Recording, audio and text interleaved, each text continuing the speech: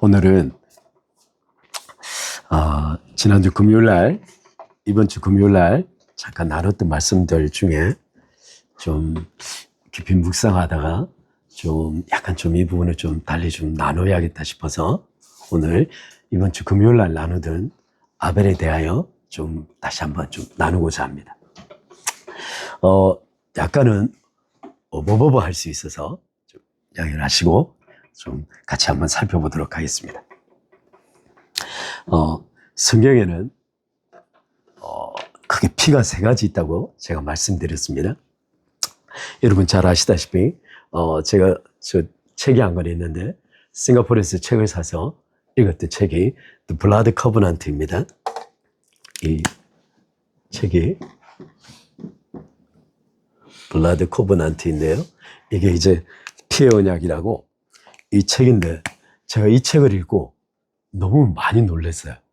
왜냐하면 이게 보통 언약에 관한 책인데 이 책 속에는 단순히 그 피에 대한 것뿐만 아니라 결국 피의 언약을 다루다 보니 하나님의 회막이라고 하는 모세의 성막을 다루지가 않을 수 없었던 거죠. 이게 모세의 회막, 성막 속의 핵심은 제사입니다. 결국 제사는 피에 대한 문제인 거죠. 따라서 이 책 저자는 처음부터 끝까지 성경 전체를 쭉 훑어가면서 처음에 하나님께서 가죽옷을 입히던 그 시작에서 성막을 통하여 하나님의 피가 어떻게 흘러가는지를 쭉 보여주고 있습니다. 근데 성경 속에 크게 세 가지 종류의 피가 있습니다. 지난주 금요일날 말씀드린 대로 히브리서 12장 24절에 이렇게 말하고 있습니다. 우리 한번 찾아볼까요?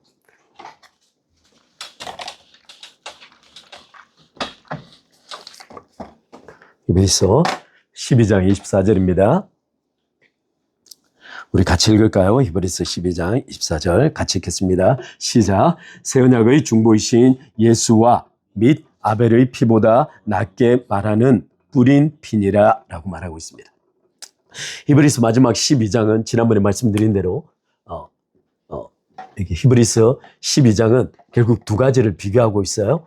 지난번에 말씀드린 대로 산상수훈 처음에 이야기했죠. 신의 산과 결국 여기에 나오는 하나님의 산상수훈과 그 이후에 지금은 여기서 예수 그리스도의 새 언약에 대해서 이야기하고 있습니다. 이 두 가지를 비교하고 있습니다. 결국 우리가 이런 곳은 여기가 아니라 여기라는 거죠.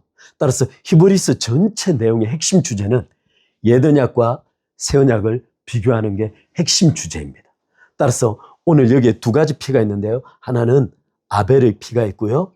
하나는 예수 그리스도의 더 낫게 말하는 뿌린 피니라고 나와 있습니다.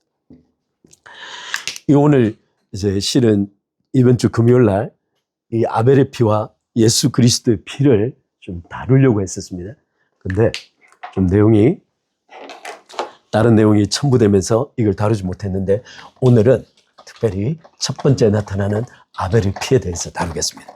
성경은 크게 세 가지 피를 이야기하고 있습니다.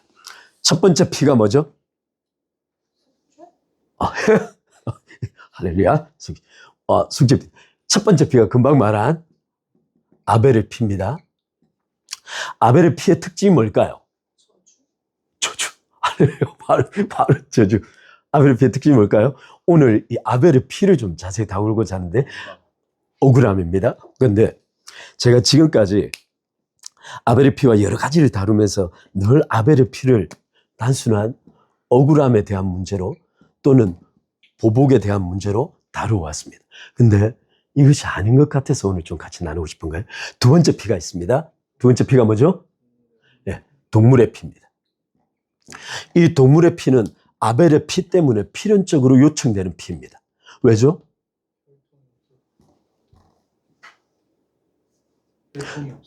혈통이 없다. 여기에 이제 왜 이 동물의 피가 아벨의 피 때문에 필연적으로 요청되냐면 아벨의 피는 고발하는 피입니다. 고발하는 피예요. 따라서 끊임없는 고발을 해결하기 위해서 하나님께서 제시하신 피가 동물의 피였습니다. 그런데 이 동물의 피의 문제는 소리가 없다는 겁니다. 따라서 이게 옛 언약이에요.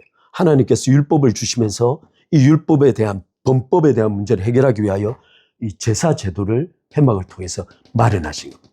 문제는 소리가 없다는 거예요. 그래서 하나님께서 궁극적인 완성된 피는 예수 그리스도의 피입니다. 따라서 이 예수 그리스도의 피는 이 고발의 문제를 동물의 피가 해결하지 못하므로 이 문제를 근본적으로 해결하기 위한 하나님의 방법이 이 예수 그리스도의 피입니다. 그런데 오늘 이 아벨의 피에 대해서 좀 다르게 좀 살펴보고자 합니다.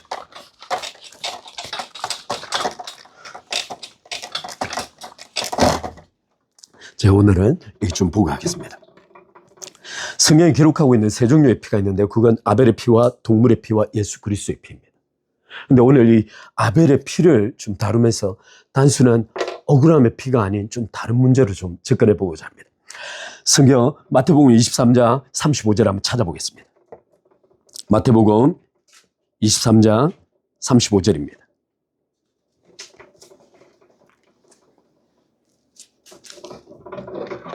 마태복음 23장 35절입니다. 제가 읽겠습니다. 그러므로 의인 아벨의 피로부터 성전과 제단 사이에서 너희가 죽인 바가라의 아들 사가라의 피까지 땅 위에 흘린 의로운 피가 다 너희에게 돌아가리라고 기록하고 있습니다. 따라서 이 아벨의 피의 가장 핵심적인 요소는 순교의 피입니다. 단순한 억울함에 대한 피가 아닌 아벨의 피는 본질적으로 순교의 피입니다. 따라서 예수 그리스도께서는 이 아벨을 최초 순교자라고 언급하고 있습니다.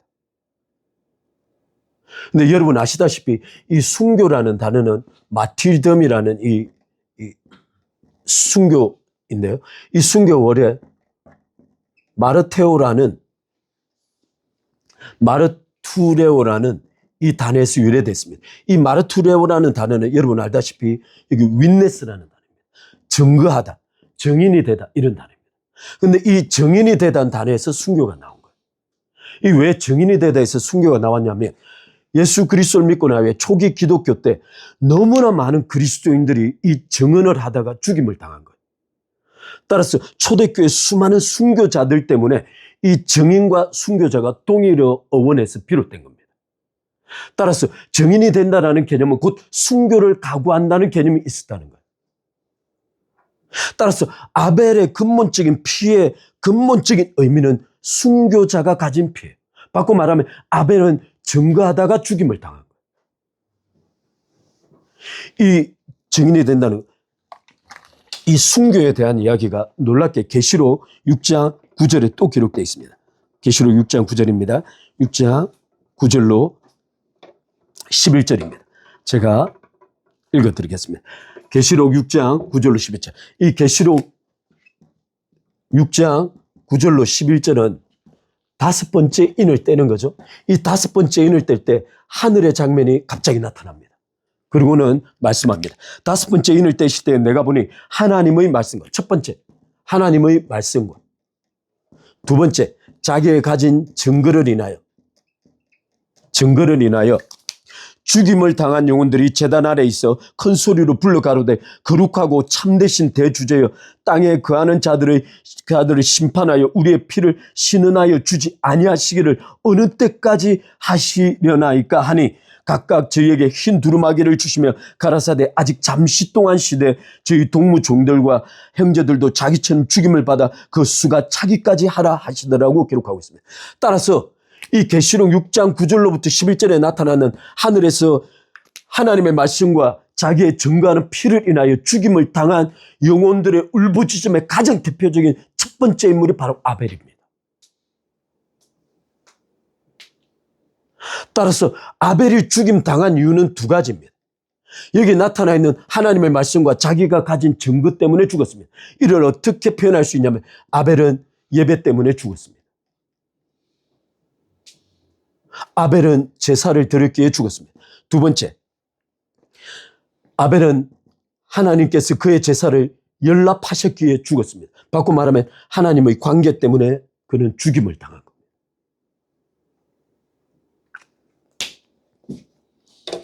따라서 아벨의 피는 단순한 도덕적 억울함에 대한 피가 아니고 그는 순교를 당하여 하나님께서 개입하셔야 한다라는 피의 부르짖음이 바로 순교의 피가 아벨의 피입니다. 이렇게 요한복음 17장 14절에 이렇게 기록하고 제가 읽어드리겠습니다. 내가 아버지의 말씀을 저희에게 주었사오매 세상이 저희를 미워하였사오니 이는 내가 세상에 속하지 아니한 같이 저희도 세상에 속하지 아니함을 인함이니이다 라고 말하고 있습니다. 바꿔 말하면 아벨은 두 가지 이유 때문에 죽었습니다. 첫 번째는 그가 아버지의 말씀을 받았기 때문입니다. 두 번째는 그가 세상에 속해 있지 않기 때문에 죽임을 당한 겁니다. 바꿔 말하면 그는 그리스도께 속해 있기에 그는 가인으로부터 죽임을 당한 겁니다. 따라서 이게 17장 14절 말씀대로 세상이 그리스도인을 미워하는 이유가 두 가지 때문입니다. 첫 번째, 하나님의 말씀을 그리스도인이 가졌기 때문입니다. 두 번째는 그들이 세상에 속하지 아니하고 그리스도께 속하였기 때문에 미움을 당합니다. 따라서 그리스도인이 세상에 미움을 당하는 건 지극히 합리적이며 당연한 일입니다. 왜냐하면 그들에게 속하지 않았기 때문입니다. 놀라운 사실은 초대교회 모든 순교자들이 그 누구도 순교를 거부하지 않았습니다. 그들은 자신을 죽이는 자들에 의해서 기꺼이 죽임을 당했습니다. 그런데 이 모든 사람들이 하늘에 올라가서는 하나님을 향하여 땅에 거하는 자들에게 자신의 피를 신원해 달라고 부르짖고 있는 거예요.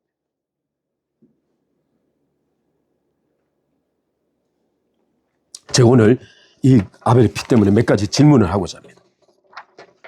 처음부터 다시 돌아가서 가인은 아벨을 왜 죽였을까요?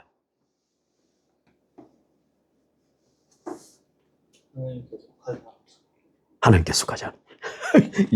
이제 거의 다 외웁니다, 이제. 할렐루야. 할렐루야.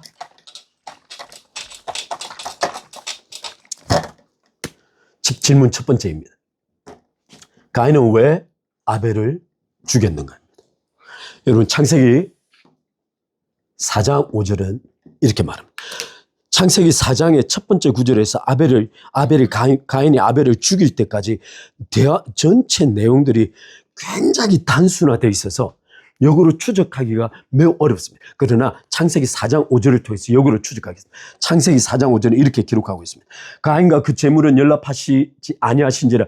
가인이 지난번에 말씀드렸죠. 첫 번째, 심히 분하다가 어떤 뜻이라고? Very angry입니다. 영어로 모든 영어 영역본이 very angry라고 영역본이 다 번역했습니다. 이걸 다른 말로 하면 furious라는 단어로 번역한다는 거예요. furious가 화가 당겨서 얼굴이 붉어진 상태에서 폭발적인 상태가 나온 겁니다. 그 다음 단어가 뭐라고 하면 안색이 변했다 그랬죠. 안색이 변했다는 단어의 뜻이 뭐라고? 얼굴이 떨어졌다입니다.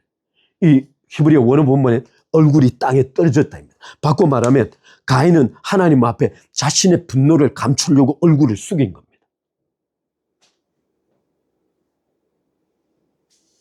따라서 가인이 아벨을 죽인 지금 이 소위 하나님께서 가인의 제사를 거절하자 가인이 보여준 하나님 앞에서의 반응은 크게 네 가지로 추정해 볼 수 있습니다. 그냥 추정하는 겁니다. 성경에 기록되죠. 첫 번째 self confidence입니다. self confidence는 자기 확신입니다. 바꿔 말하면 하나님께서 자기 재물을 당연히 받으실 것이라고 확신했다는 겁니다. 따라서 그는 하나님께서 자신의 재물을 연락하지 아니하자 그는 하나님을 향하여 속에 견딜 수 없는 분노를 느꼈습니다. 그런데 여기에 문제가 있습니다.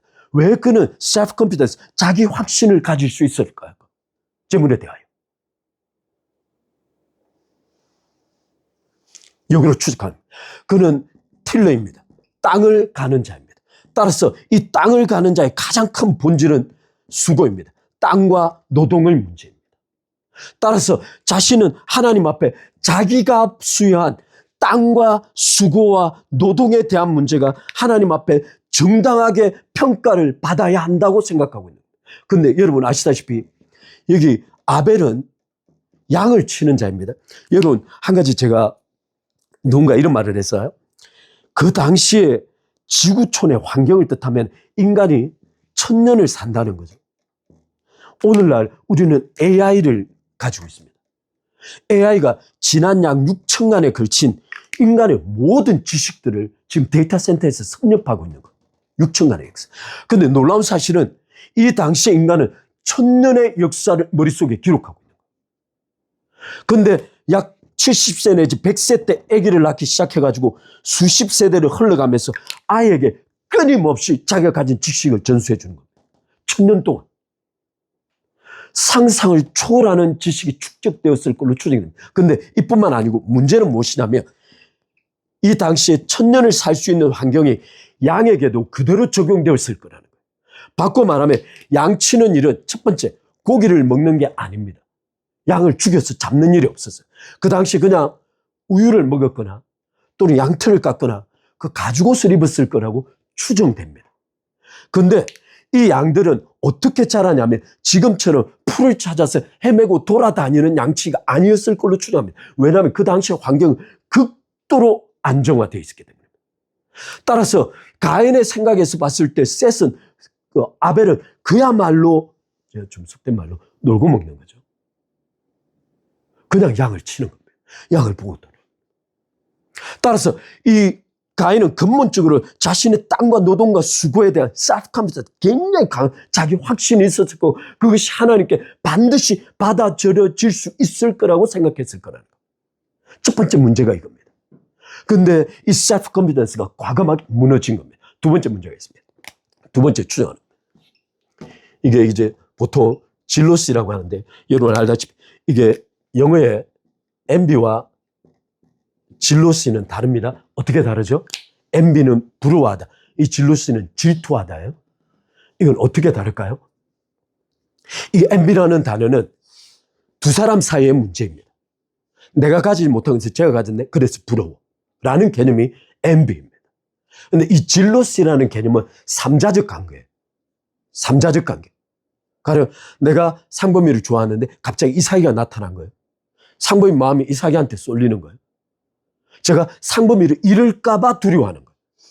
그래서 질투에 의해서 이삭에 대한 적대감을 느끼는 것이 이 진로시입니다. 이것이 그대로 성경 하나님께 적용이 됩니다. 이스라엘 백성들을 하나님께서 너무 사랑하시는 거예요. 그런데 이스라엘 백성들이 우상이 갑자기 나타났는데 이 우상에게 이스라엘 백성들의 마음이 쏠리는 거예요. 그래서 하나님은 질투의 하나님이라고 말하는 게 바로 이 질문 때문에, 이 문제 때문에 질투의 하나님이라고 부릅니다. 그래서 하나님께서 이 우상에 대하여 극단적인 적대감을 가지고 있는 거예요. 그리고 거기서 마음을 쏠리고 온 정신을 팔아서 우상 숭배에 빠진 이스라엘 백성들을 결국 진노할 수밖에 없는 상황이 생기는 겁니다. 따라서 지금 이 가인의 상태는 자신이 하나님과 정상적인 관계에 있다고 지금 생각하고 있는 거예요. 첫 번째는 자신의 재물에 대한 확신이지만 두 번째는 지금 자신이 가지고 있는 하나님과의 관계에 대한 허구적 확신에 차 있는 거예요. 그런데 그 자신이 거절받자 그 거절 자체가 극도의 분노로 변하는 거죠. 이것이 두 번째 문제입니다. 추정하는 문제입니다. 세 번째 문제가 있습니다. 여기 세 번째 문제는 shame입니다. 여기 보통 humiliate라고 하는데 이게 하나님께서 혹시 가인과 아벨에 관한 숏 영화가 있어요. 제가 외국에서 만난 숏 영화가 있는데 보니까 어떻게 장면을 추정했냐면 이미 가인과 아벨이 제사 드릴 때쯤에 다른 형제들이 많이 있는 거예요.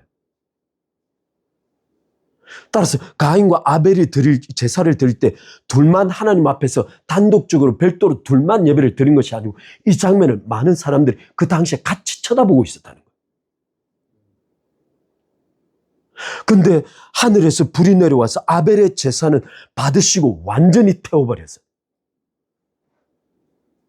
근데 가인은 맏형인데 그가 수고하여 꾸린초들 밭에서 구루마로 끌어다가 제단 위에 올려놓고 제사를 하나님께서 그 제물을 받지 않으신 거예요.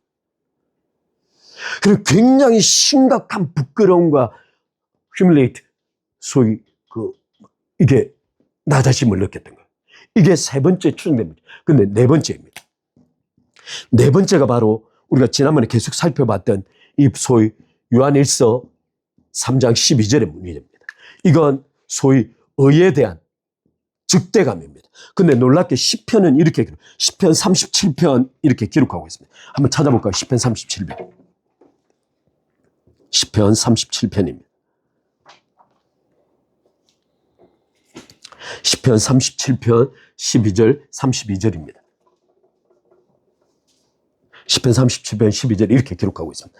12절은 악인이 의인을 치기를 꾀하고 그를 향하여 그의 일을 가는 도다라고 말하고 있습니다. 아까 예수 그리스도께서 17장에 말씀하신 정확하게 그대로입니다. 세상은 그리스도께 속한 자에게 대하여 본능적인 적대감을 가집니다. 따라서 시편은 악인은 의인을 치기를 꾀하고 그를 향하여 그의 일을 가는 도다라고 기록합니다. 32절은 또다시 이렇게 말하고 있습니다. 32절은 뭐라고? 악인이 의인을 엿보아 살해할 기회를 찾는다라고 기록하고 있습니다. 따라서 가인이 아벨을 살해한 근본적 동의는 이 앞에 세 가지, self-confidence, 재물에 대한 자기 확신, 하나님과의 관계에 대한 거짓된 확신, 또 하나 자기가 소위 하나님에게 재물이 연락하지 않으므로 심각하게 부끄러움을 당했다는 이 부끄러움에 대한 자각뿐만 아니라 그는 내면 속에 근본적으로 포네로스라는 악한 자에게 속하여 의인에 대한 본능적인 악의를 가지고 있다. 따라서 이 네 가지가 근본적으로 발현돼서 결국에 아벨을 죽였을 걸로 추정이 됩니다. 그렇다면 여기에 두 번째 질문이 있습니다.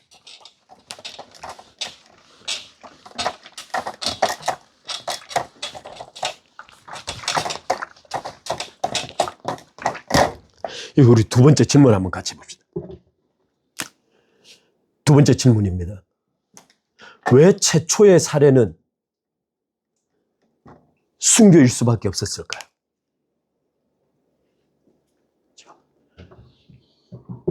오늘 그냥 질문하고 한번 생각해보고 그렇게 합시다.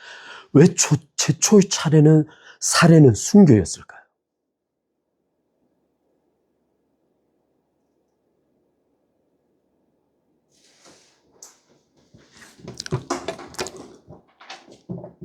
제가 오늘 이거 강조하고 싶은데 그냥 왜 최초의 살해는 순교일 수밖에 없을까요?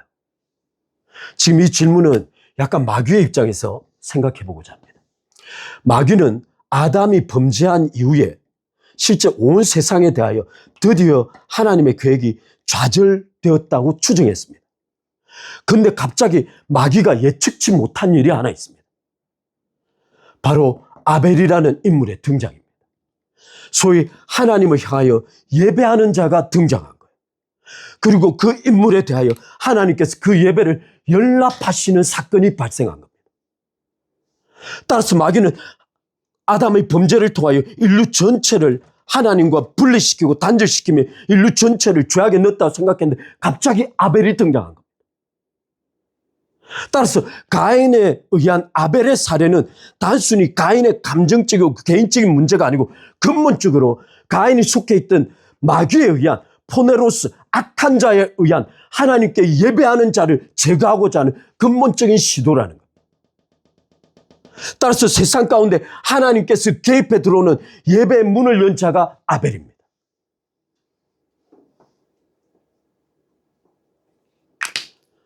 더 놀라운 사실은 이 아벨을 죽였을 때 마귀는 아마도 하나님께 예배 드리는 자가 또다시 살해를 당했다고 확신했을 겁니다. 그래서 가인이 저주받고 난 뒤에 가인을 데리고 가서 에녹성을 만들고 이 에녹성을 통하여 소위 하나님의 부재의 시공간을 만들어낸 거예요.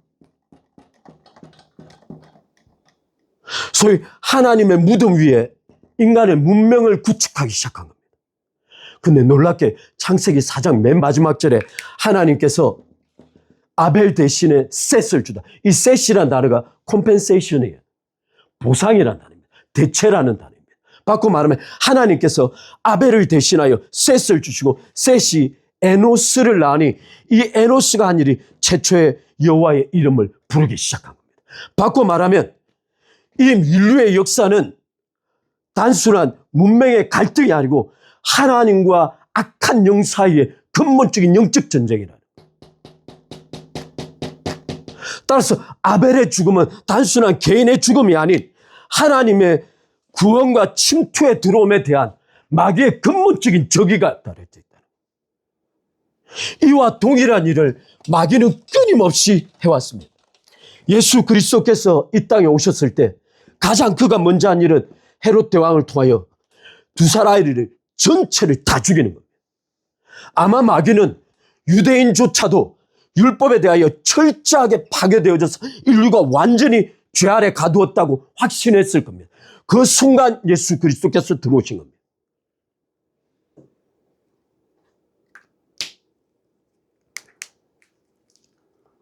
따라서 이 아벨은 단순히 개인의 억울함에 대한 문제가 아닌 하나님께서 인간을 구원하시고자 세상 속으로 들어오시고자 하시는 하나님의 의도에 대한 문제라는 거예요.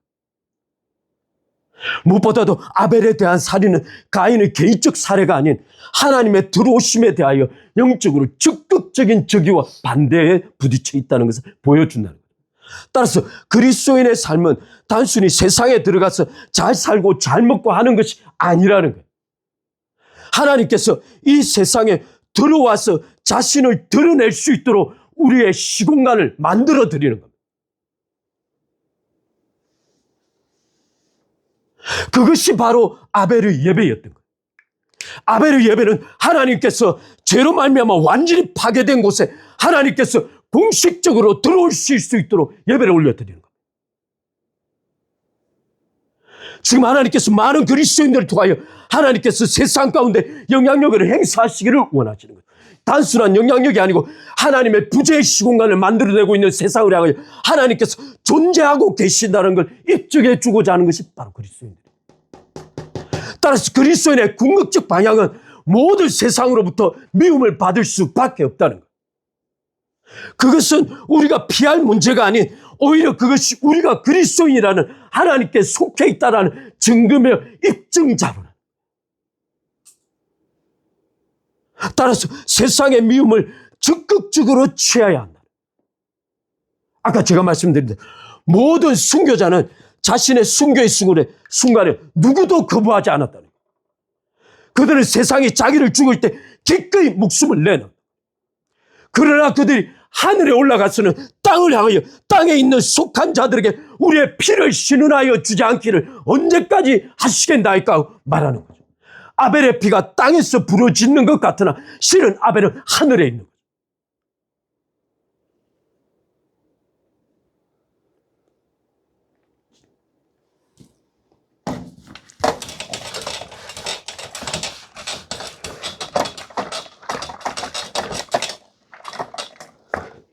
안타깝게 하나님께서 첫 번째 거대한 전쟁 속에선 인구 20억을 다 죽이셨습니다.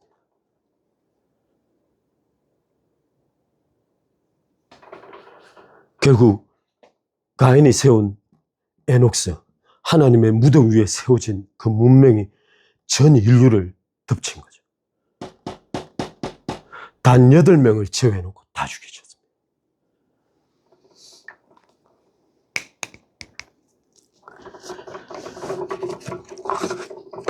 근데 지금 예수 그리스도께서 오시고 우리는 주님의 몸된 교회가 이곳에 세워져 있습니다. 교회는 하나님께서 존재하신다라는 하나님의 깃발입니다. 이게 그리스도인입니다.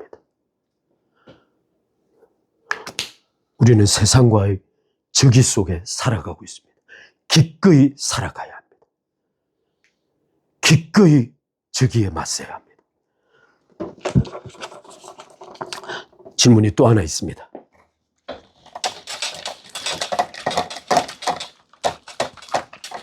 세 번째 질문인데, 제가 이 질문하고는 약간 마음이 이상했어요. 한번 질문하겠습니다. 모든 인간의 피에는 소리가 날까요?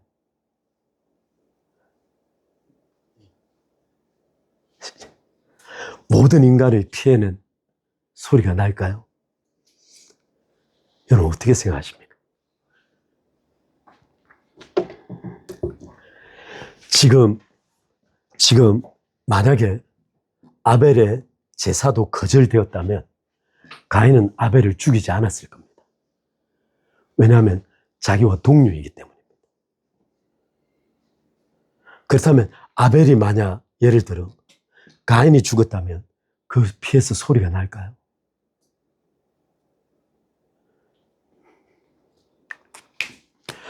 제가 아까 말씀드린 대로 하나님께서는 대홍수에서 20억을 추정입니다. 10억 내지 약 70억으로 추정됩니다. 약 20억의 인구, 단 18명. 여러분, 숫자가 어떻게 되냐면, 어느 정도 숫자 차이냐면, 20억이 이렇게 나옵니다.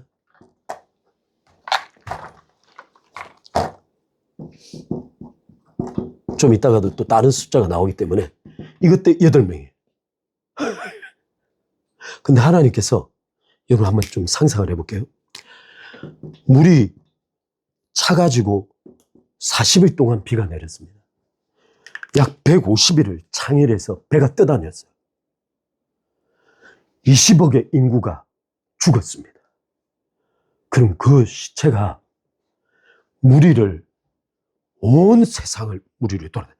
여러분 아시다시피 바닷물은 어느 한 곳에 모입니다. 여러분 플라스틱 쓰레기통을 부리면 그게 한 곳에 모이죠. 우리 한반도만한 플라스틱 그게 있다 그러죠. 지금 이 20억 인구가 그 당시에 죽었습니다. 무리를 떠나. 하나님께서 이들에 대하여 긍휼히 여기지 않으셨습니다. 이유가 있습니다. 이들 모두가 창세기 6장 3절에 성령의 설득을 거절했기 때문에. 그렇다면 엄밀한 의미에서 소리 나지 않는 피가 있다는 뜻입니다. 그렇다면 이 소리 나는 피는 누구의 피냐는 거예요.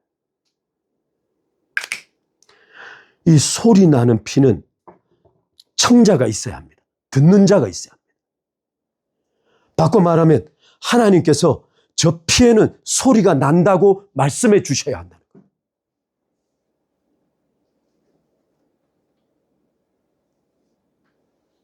만약 피가 떨어졌는데 듣는 자가 없다면 그 피는 소리가 안 나는 겁니다. 피가 아무리 소리를 지를지라도 들을 자가 없기 때문입니다. 근데 이 아벨의 피는 하나님께서 그 피의 소리를 하나님께서 들으신 거예요. 왜냐하면 이 피가 누구를 향하여 부르짖고 있냐면 하나님을 향하여 부르짖고 있기 때문에.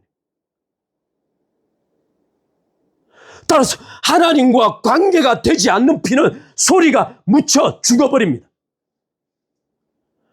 따라서 하나님과 관계가 전제되지 않으면 그 피는 땅에 묻혀서 사라집니다. 따라서 누구든지 하나님 앞에 거듭나서 그리스도 안에서 그 피는 반드시 소리를 갖도록 되어 있습니다. 제가 오늘 여기 좀 다른 이야기를 좀 할 텐데요.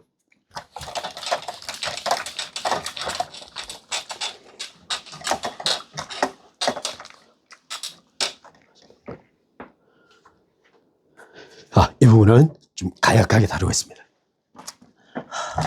주여,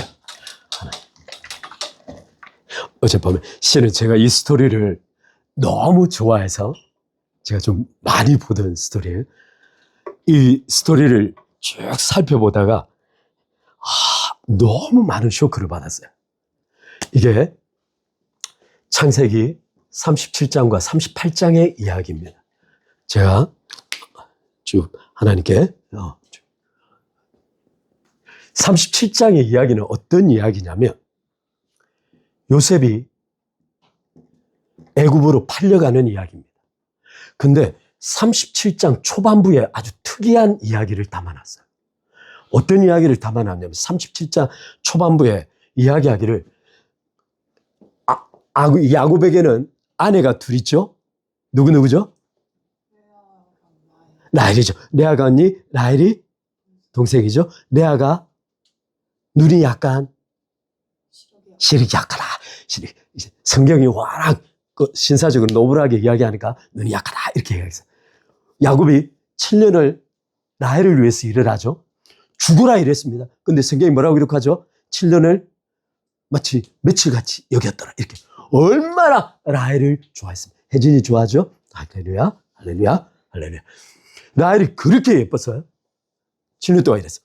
근데 들어와 보니 밤에 이제 결혼식을 하고 들어와 보니 다음날 일어나 보니 레아인 거예요. 말이 안 되잖아요. 아무리 불이 꺼져도 근데 그 다음날이요. 네. 삼촌한테 가서 막 따졌어요. 어떻게 이럴 수 있냐고. 라헬을 죽이려 해놓고 언니 시력이 안 좋은 언니를 주면 어떡하냐고.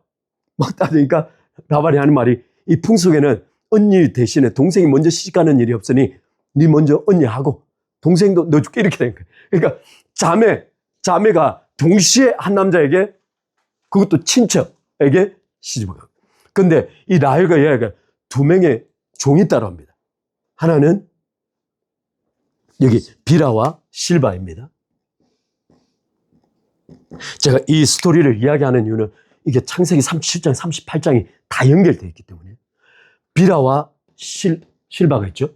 이 비라와 실바가 있는데 처음에는 이게 라헬이 아기를 못 가지는 거예요. 언니가 4명을 연달아 낳았어. 유다까지. 우와! 라헬이 7일 만에 같이 결혼했는데 언니는 4명을 낳았어. 그러니까 연년생을 낳았겠죠. 약 4, 5년 동안 언니가 애 낳고 젖먹이고 애 낳고 젖먹이고 애 낳고 젖먹이고 이것만 본 거야. 라헬이 뚜껑 열린 거예요. 그래서 자기 종이었던 제가 비라로 기억하는데 실바에게 또 야곱에게 준 거예요. 그러니까 야곱은 불과 몇 년 사이에 아내가 넷이 생긴 거예요. 그래서 애를 낳았어. 그리고는 또다시 나중에 레아가 가만히 보니 라헬이 종을 통해서 애를 낳네. 자기는 이제 한계가 왔는데 비라를 또 준 거예요. 그러니까 비라가 또 아기를 낳네. 이쪽에서 둘을 낳아요. 이 두 사람이 낳은 아기 속에 심각한 문제가 생깁니다. 이 엄마가 다르다는 이유로 이 속엔 가정 내에 심각한 문제가 생기는 거예요. 이게 내적 컴플렉스가 됩니다. 더 놀라운 사실은 요셉이 이 비라와 실바가 낳은 그 형들의 문제들을 아버지한테 가서 고자질한 거예요. 다른 형님들이 아니고.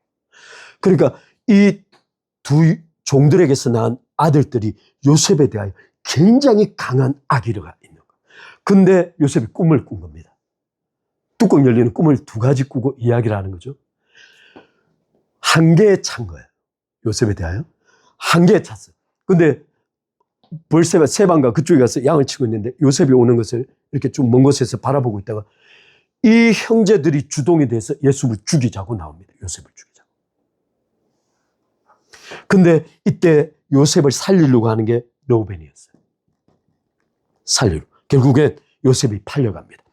이 사건이 끝나고 난 다음에 결국 요셉은 다행히 여러분 여러 가지 이야기들이 자주 요셉이 팔려가고 난 다음에 거기에 대한 사건 내 반향이 바로 38장의 스토리예요.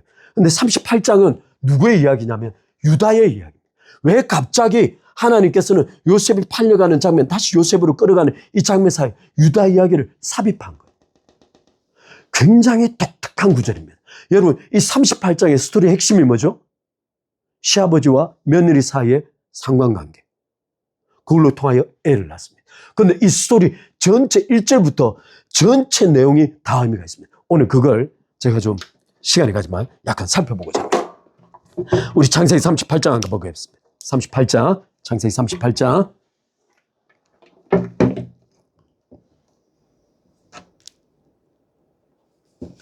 자, 창세기 38장입니다.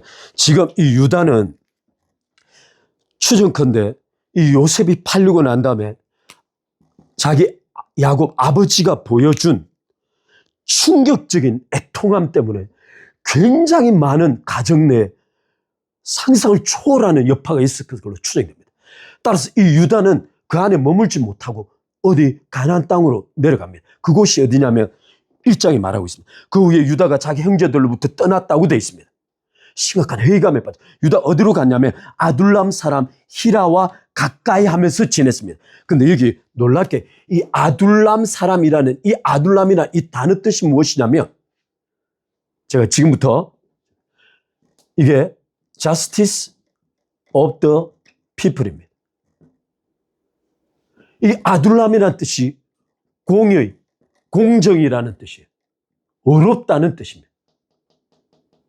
이건 야곱의 족속에 대한 이야기가 아니고 그 당시 가나안 족속에 살고 있었던 가나안 족속적 일부 중에 이야기하는 거예요. 그런데 아둘람 족속의 이 자스티스 공의의 사람이 누구냐면 히라예요. 이 히라라는 뜻은 뭐냐면 The Noble Race라는 뜻입니다. 노블 레이스라는 귀족 종족이라는 뜻입니다. 굉장히 귀하다는 종족이에요. 이 노블이라는 단어가 단순히 귀하다는 의미만 가질 뿐만 아니라 베레아 사람들을 이야기할 때 노블이라는 단어를 씁니다. 바꿔 말하면 굉장히 신사적이라는 거예요. 38장 1절은 형제가 저질렀던 요셉에 대한 살해 의도 사건, 살인 미수 사건과 38장 1절을 의도적으로 비교하고 있는 거죠. 그래서 유다는 이쪽 지방으로 내려갔습니다. 형제들을 피해서. 그런데 2절에 뭐라고 말하냐면 여기에 유다의 또 다른 본성이 나오는 거예요. 유다가 가나안 족속의 한 사람을 만납니다. 거기서 가나안 사람 수아라는 사람을 만납니다. 그리고 그의 딸과 결혼합니다. 이 수아라는 사람의 이름 뜻이 무엇이냐면 놀랍게 웨스입니다. 부입니다. 돈입니다. 유다는 이곳에 내려가서 부자인 사람의 딸을 취해서 자기 아내로 삼습니다. 지금 유다의 가치관을 차례차례 보여주고 있는 거예요. 하나님께서 폭로하고 있는 겁니다. 유다가 어떤 인물인지. 수아를 통해서 이 딸을 가졌는데 이 딸이 3명의 아들을 낳습니다. 첫 번째 에르를 낳습니다. 이 에르라는 뜻의 이름이 무엇이냐면 엘입니다. 3명이 낳습니다. 에르는 awake라는 뜻입니다. 깨어있다는 뜻입니다. 깨어있다는 뜻입니다. 놀랍게 유다는 자기 아들을 깨어있다라고 이름을 지었어요. 엘. 두 번째 오난이라는 이름을 지었는데 이 오난이라는 이름의 뜻은 strong, 강하다는 뜻입니다. 맨 마지막에 셸라를 낳는데 이 셸라 이름은 더 충격적입니다. 이게 페티션이라는 이 뜻인데 이 페티션은 강구하다, 간청하다, 요청하다 이런 뜻이 있습니다. 따라서 유다는 자신이 가난한 여자, 부자인 남자의 딸을 데려와서 아들을 낳으면서 셋 아들, 어웨이크, 깨어있는 자, 오나, 스토, 강한 자, 셸라, 하나님께 간청하는 자라고 이름을 짓습니다.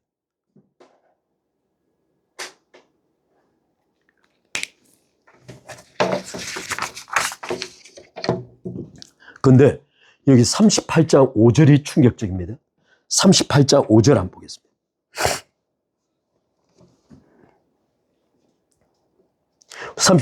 그가 셀라를 낳고 어떻게 하냐면 그가 또 다시 아들을 낳고 그 이름을 셀라라 하니 그가 셀라를 낳을 때 유다는 거십에 있었더라. 거십이라는 이 단어의 뜻이 놀랍게 어떤 뜻이냐면 false, 거짓이라는 뜻입니다.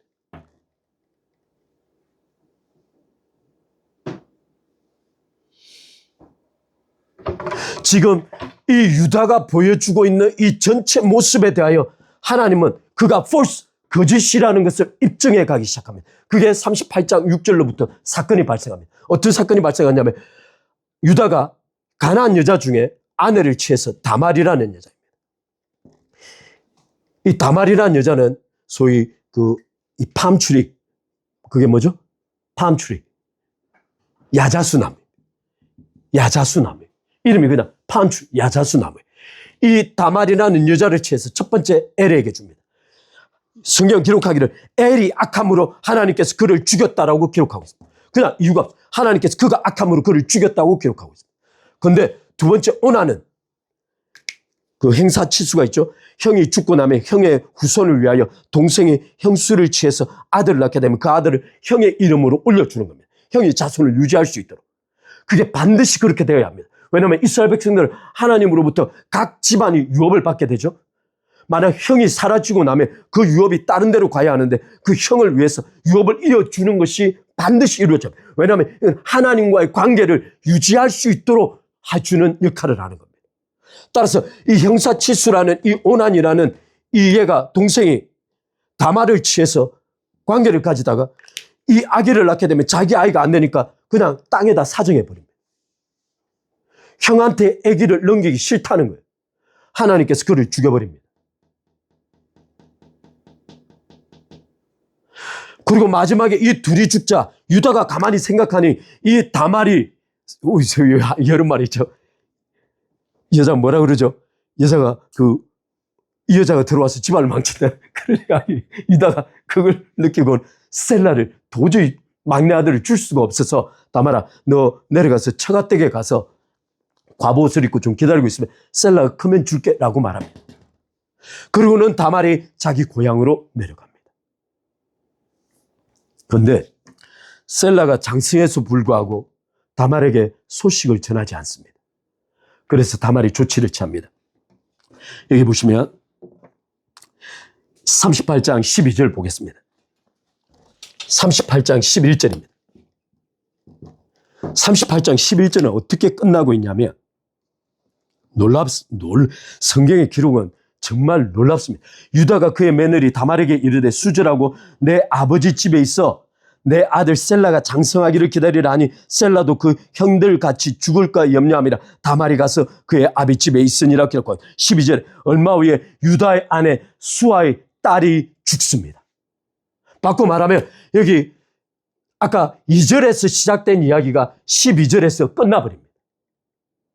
하나님께서는 이 유다가 보여주었던 일련의 가나안 부자의 딸을 취해서 그를 통해 엘과 오난과 셀라를 낳고 난 다음에 그 일련에 벌어졌던 이야기다가 유다 너 거짓말이야 라고 말합니다. 그래서 모든 것을 지워버립니다. 심지어 이 셀라가 장성했는데도 안 주죠. 실제 유다로 이어지는 예수님의 족보는 누가 받냐면 다말에게서 난 자식이 받습니다.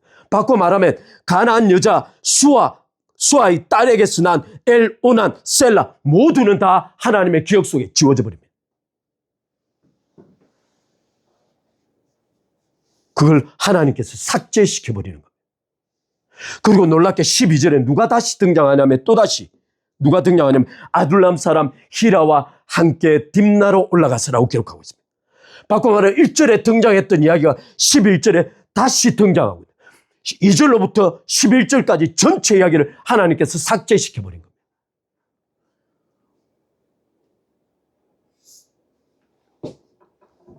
근데 여기서부터가 또 스토리의 시작입니다. 12절 아둘람 사람 아까 말씀드린 대로 자스티스라고 그랬죠. 노블이라고 그랬습니다. 그가 딥나로 올라갔습니다. 딥나로 양을 치러 올라갔습니다. 여기 딥나가 38장 12절에 딥나라는 뜻이 무엇이냐면 놀라운 사실입니다. 포션, 유업이라는 뜻입니다. 이 딥나가 38장 다말의 사건 전체를 보여주는 주제입니다. 유업에 대한 겁니다. 하나님 안에 있어야 한다는 유업에 대한 이야기입니다. 다말은 집착했습니다. 반드시 저 집 안에 있어야 한다. 그래서 그가 취한 것이 있습니다. 자기 아버지 유다가 딥나를 통해서 양을 깎으러 올라온다는 소식을 듣고 어디로 가냐면 14절에 가면 이렇게 기록되어 있습니다. 과부의 여복을 벗고 노을로 얼굴을 가리고 몸을 휩싸고 딥나 길 에나임 뭇에 앉았습니다. 딥나 길 가는 길에 에나임 게이트가 있는데 이 에나임 문 곁에 다말이 앉아 있었습니다. 소위 장녀의 옷을 입고 앉아 있습니다. 근데 이 에나임이 무엇을 뜻하냐면 이 에나임의 뜻은 two springs입니다. 두 개의 우물이라는 뜻입니다. 이 에나임이라는 이 두 개의 우물, 다말이 유다를 통해서 아기를 갖는데 쌍둥이를 갖습니다.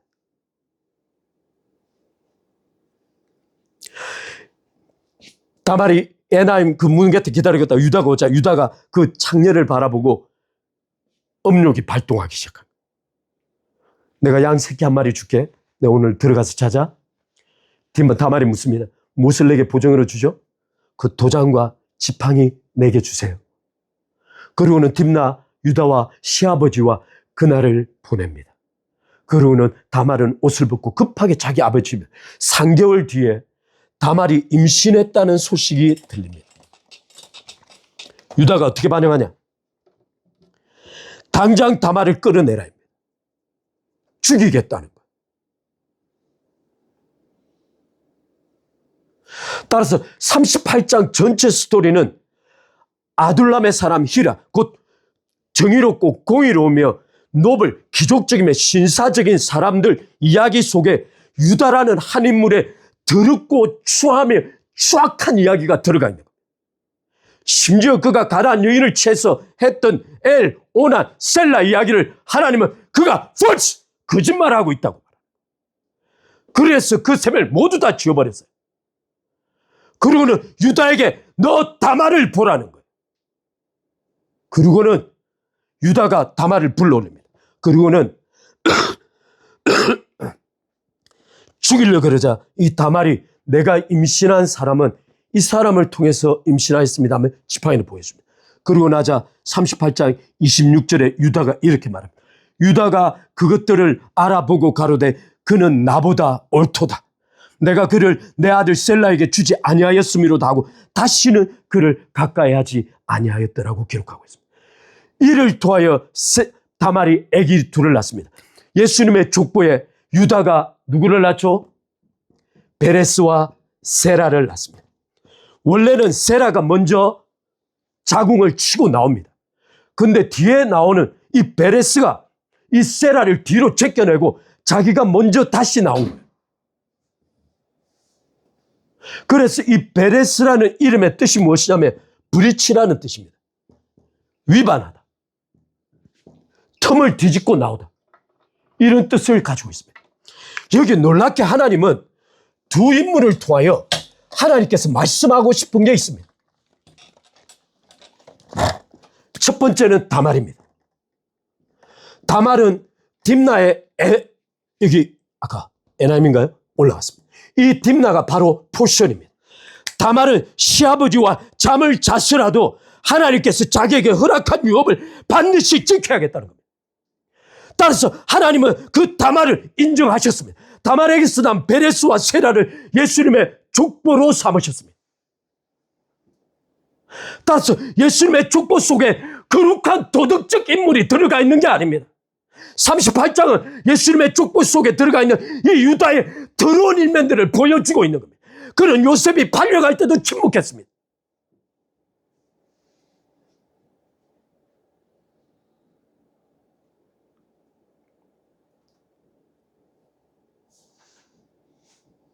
그는 입으로는 셀라, 오난, 셀라라고 아들의 이름들을 지으면서 마치 거룩한 것처럼 이야기했지만 하나님께서 그가 말한 전체를 거짓이라고 지어버렸습니다. 근데 다말, 남편을 모두 하나님 앞에 하나님께서 다말의 아들, 남편을 다 데려가신 겁니다. 하나님께서 직접 다말의 남편들을 다 죽이신 거예요. 셀, 오난, 셀라 그 누구도 하나님 앞에 핏소리에 소리가 나지 않는 겁니다. 그러나 하나님은 다말의 핏소리를 들은 거예요. 왜냐하면 그가 하나님의 유업에 강하게 집착했기 때문입니다. 반드시 하나님의 집착, 하나님의 유업 속에 있어야 한다는 거예요. 하나님은 그의 부도덕을 받아들였습니다. 하나님을 선택하고자 하는 그의 간절한 소망을 그 부도덕이 덮어놓았습니다.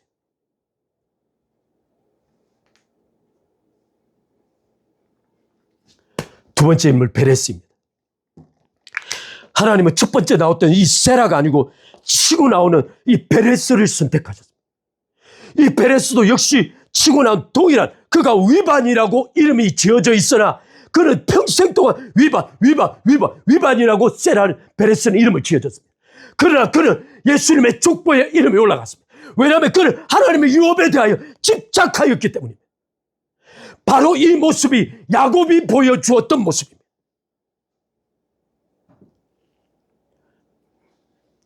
그래서 하나님께서는 야곱과 에스가 태어나기도 전에 이미 하나님께서 내가 야곱은 사랑하고 에스는 미워하였다고 말했습니다. 그들이 도덕적이기 때문이 아닙니다. 그들은 하나님을 향하여 반드시 하나님 앞에 살아있어야 한다고 생각했습니다. 하나님께서 아브라함에게 주신 조상의 유업은 자기 것이 되어야 한다고 생각했습니다. 그들은 하나님의 약속을 받고 싶었습니다. 하나님의 유업을 받고 싶었습니다. 하나님의 존속 안에 들어가고 싶었습니다. 하늘 위에 하늘을 향하여 제단 안에서 부르짖는 자의 소리 속에 들어가고 싶어. 그들이 핏소리가 가진 겁니다. 하나님은 그들의 피에 소리가 있다고 말해주시는 겁니다. 하나님의 엘오난 모두를 다 지웠습니다.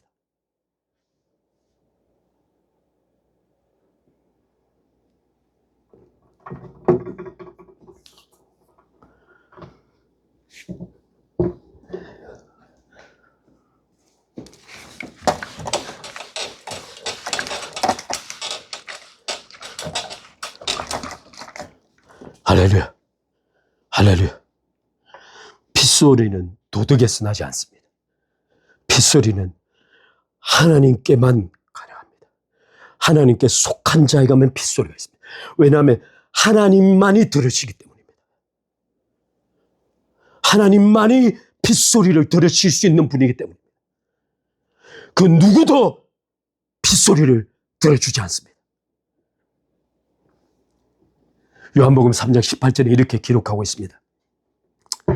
따라서 아까 제가 말씀드린 가나안 족속 수아의 딸의 모든 것을 하나님은 족보에서 지워버렸습니다. 다시 한번, 하나님께서는 유다가 아내로 선택했던 가나안 딸, 그 부자의 딸의 모든 기억들을 성경에서 지워버렸습니다. 3장 18절에 이렇게 말하고 있습니다. 저를 믿는 자는 심판을 받지 아니하는 것이요 믿지 아니한 자는 하나님의 독생자를 이름을 믿지 아니함으로 벌써 심판을 받은 것이니라. 하나님은 그들의 피에 대하여 더 이상 관심을 갖지 않습니다. 더 놀라운 사실은 마태복음에서 이렇게 말하고, 야통은 13장 38절 이렇게 말했습니다.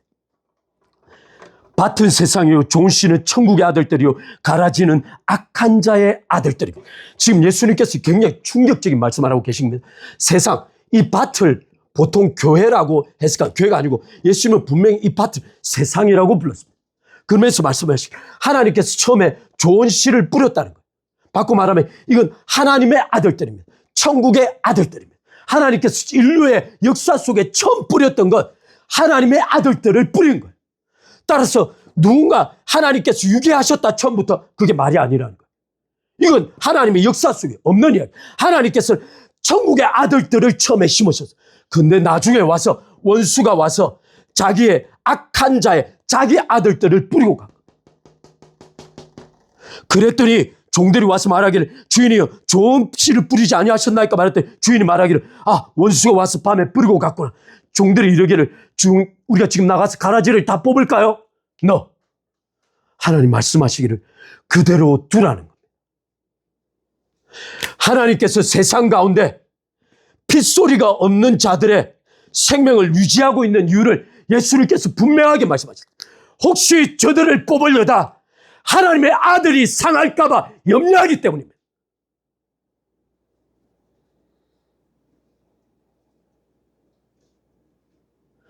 하나님의 관심은 당신에게 속한 자들이에요.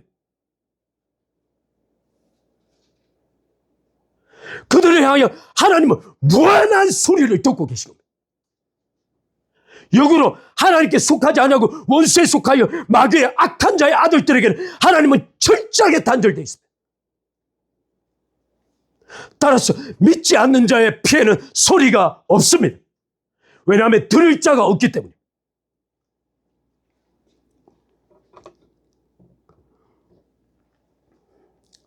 따라서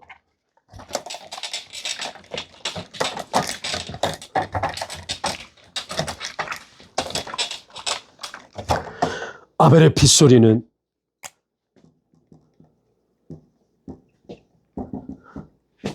도덕적 억울함의 소리가 아닙니다.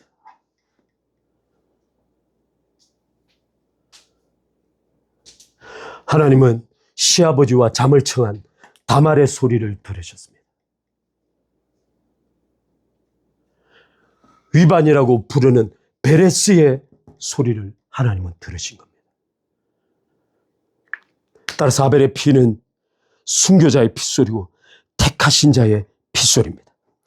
가인은 아벨을 죽인 것이 아닙니다. 하나님을 죽이고자 한 겁니다. 왜냐하면 그는 마귀의 의지를 실현하고자 했기 때문입니다. 따라서 아벨의 핏소리는 하나님의 이름이 짓밟혔다고 외치는 소리입니다. 하나님께서 개입하셔야 한다고 외치는 소리입니다. 하나님의 영광이 비웃음 받았다고 외치는 소리여야 합니다. 그리스도인은 바로 그것이 생에 살아가는 이유가 되어야 합니다. 하나님의 이름이 망령되게 되는 것이 안타까워야 합니다. 그래서 지난번에 에스겔 9장 4절에 말한 대로 너희가 다 돌아다니면서 인을 치되 오직 이 유다의 땅을 바라보며 그들의 죄악을 인하여 단식하며 우는 자들에게 이마에 인을 치라고 말하는 겁니다. 바로 그 단식하는 자들의 소리, 우는 자들의 소리가 그들의 핏소리인 겁니다.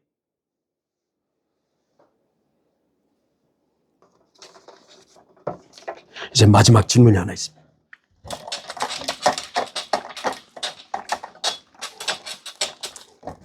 마지막 질문이 있습니다. 우리 요한계시록 6장 9절로 10절을 다시 한번 가보겠습니다.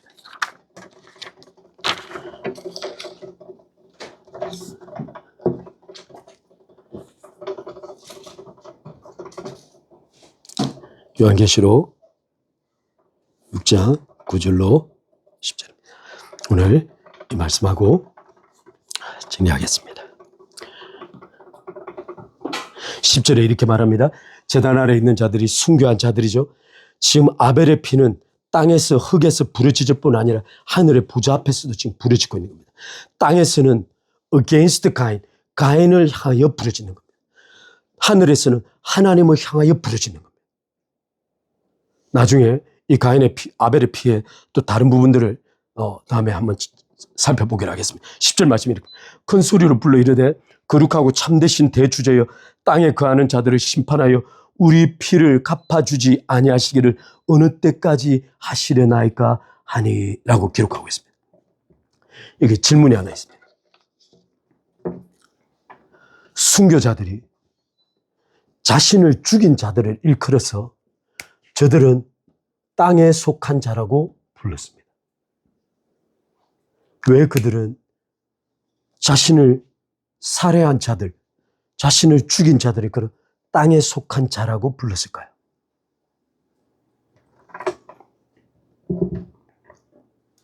오늘 전체 이야기에 따라 한번 결론 내겠습니다.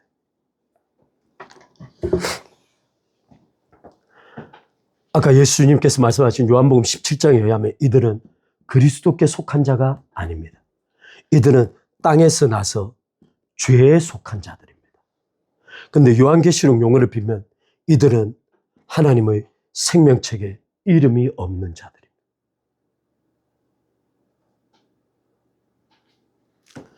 두 번째, 이들의 아비는 포네로스입니다.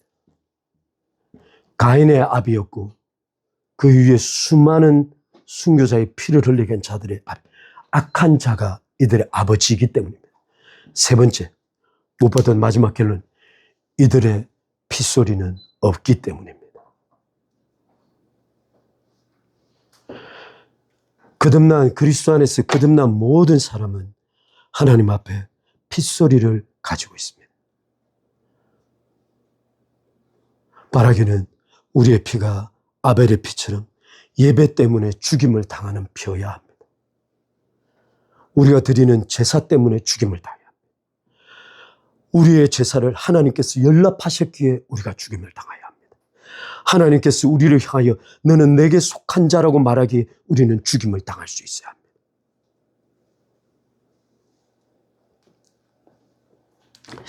기도하고 마치겠습니다.